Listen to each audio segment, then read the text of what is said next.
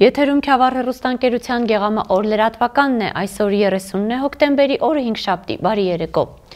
Գավառ համայնքի ղեկավար Գուրգեն Մարտիրոսյանը աշխատանքային շրջայց է կատարել Գավառ համայնքի Ծաղկաշեն բնակավայր։ Համայնքի ղեկավարը տեղում ծանոթացել է բնակավայրում կառուցվող վարչական ղեկավարի նստավայրի շենքի կառուցման ընթացքին, հանդիպել նկարիչների սիմպոզիում Գավառում ծրագրի մասնակիցներին։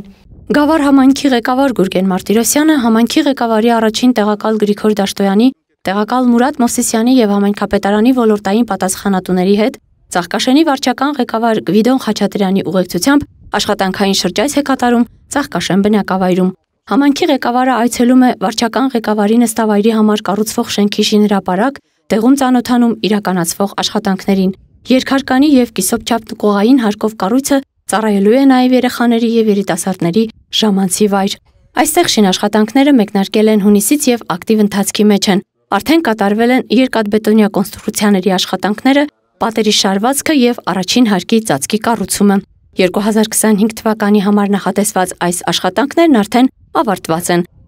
Շենքի կառուցման ավարտը նախատեսված է 2026 թվականին։ Ֆինանսավորումը կատարվելու է Գավառ համայնքի 2025 եւ 2026 թվականների բյուջեներից։ Ծրագրի արժեքը 200 միլիոն դրամ է։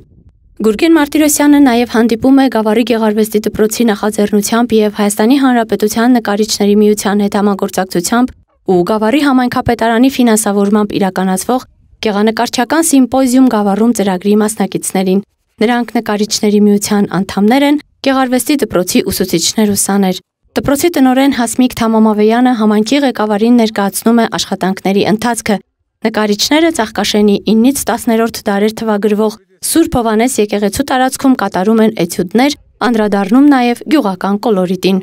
Ծրագրի մասնակիցները 7 օր անցկացնելու են Գավառ համայնքում, այցելելու են տեսարժան վայրեր եւ իրենց տպավորությունները կտավներին են հանձնելու։ Շրջայցը եզրափակվում է Ծաղկաշենի Սուրբ Հովհաննես եկեղեցում մոմավառությամբ։ Ալբերտ Մանուկյան, Քյավառ հեռուստաընկերություն, գեղամա օր։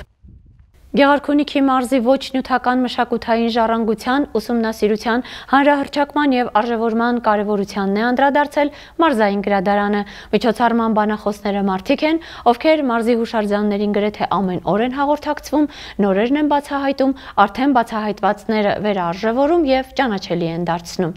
Գեղարքունիքի մարզային գրադարանը հայ ժողովրդի ոչ նյութական մշակութային ժառանգության ճանաչման, պահպանման եւ հանրահռչակման կարեւորմամբ անդրադարձել է մի ողջ ժողովրդի ինքնության նկարագիր դարձած խաչքարերին եւ Քոչարի պարին։ Միջոցառման հյուրերն ու բանախոսներն են գրող, լրագրող, գեղամաշխարհ թերթի խմբագիր Խոսրով Խլղատյանը, պատմաբան, խաչքարագետ Սևակ Արևշատյանը, հայրենաճանաչ եւ հուշարձանների հանրահռչակմամբ զբաղվող Թաթուլ Տոնոյանը։ Միջոցառումը ողջույնի խոսքով բացում է մարզային գրադարանի տնօրենը։ Հայ ժողովուրդը դարերի ընթացքում ստեղծել է ոչ միայն ճարտարապետական վեհաշուկ կոթողներ ու արվեստի գլուխգործոցներ,